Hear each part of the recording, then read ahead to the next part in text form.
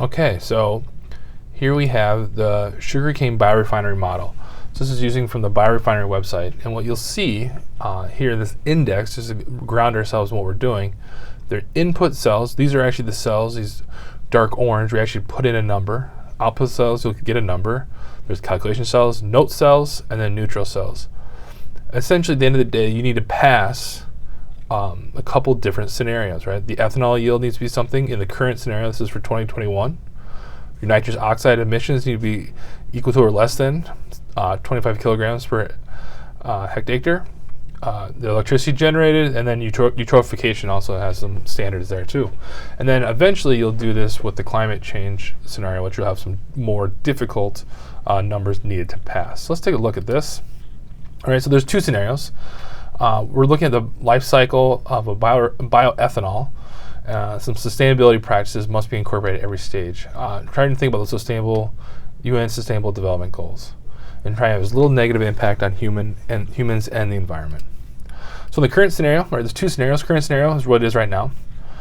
Producing bioethanol in the year 2021. We got much more degrees of freedom on the inputs we can use. And the second scenario is the climate change scenario of 2050. That's based on the assumption that there's going to be some global warming, yields, there'll be some difficult things with yields, land use, and all those kind of things will also be taken into account for that one. Again, cells with an asterisk provide some information next to them. So let's take a look.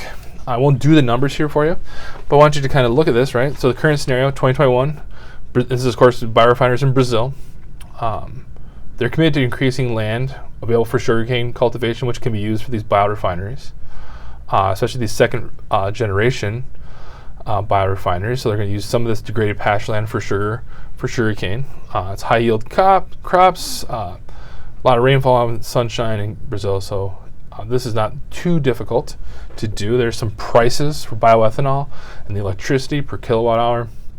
And what you'll see here, so fertilizer, right? As you increase this, you'll get higher yield, but again, you're adding more nitrogen, potassium, and different things like that will affect the eutrophication of lakes and rivers.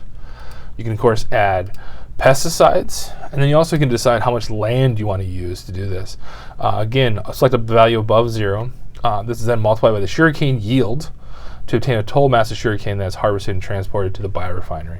So there's 3 places you can do some inputs, thinking about what might happen, right? So I would try a low end and a high end and kind of get a feel for where things go. So these are the numbers you put in, and you'll get out some numbers.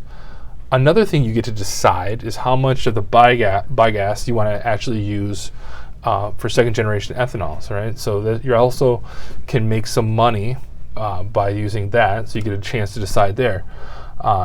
In an integrated first generation, second generation biorefinery, biogas can be used to produce cellulosic ethanol in addition to producing bioelectricity.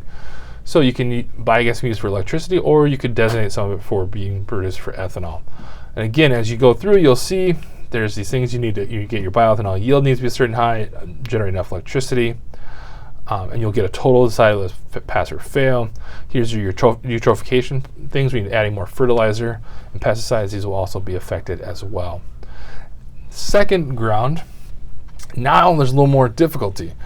Market prices are different, so take a look at those. You are starting with fertilizer. Again, you can increase the yield, but you have to keep it below 100 now. Again, pesticides you can add, and land, you have to pick between 1 and 10, because again, in this scenario, right, because climate change has been affected things, they're not letting more land be used for sugarcane, they need it for food. And again, read through some of these things, right? There's more people in Brazil by 2050, and so they need more of that land to be used for food, and they can't use it for bioethanol. So take a look at that. Again, this is a little more challenging. Your sugarcane yield there, so you'll see that this yield is a little bit lower than it was before. It has decreased by 40%. And then again, at the end, you also can designate some of the biogas for second generation ethanols, make cellulose ethanol. But again, you got to be cognizant of what your goals are here. So you have 4 places again that you can play with and try to get to passing. But you'll see this is a little bit more challenging. But again, taking into account some of these things, this would be a good quantifying way to understand how biorefineries work, and also placing some limits and thinking about what might happen in the near future and how that might affect these things.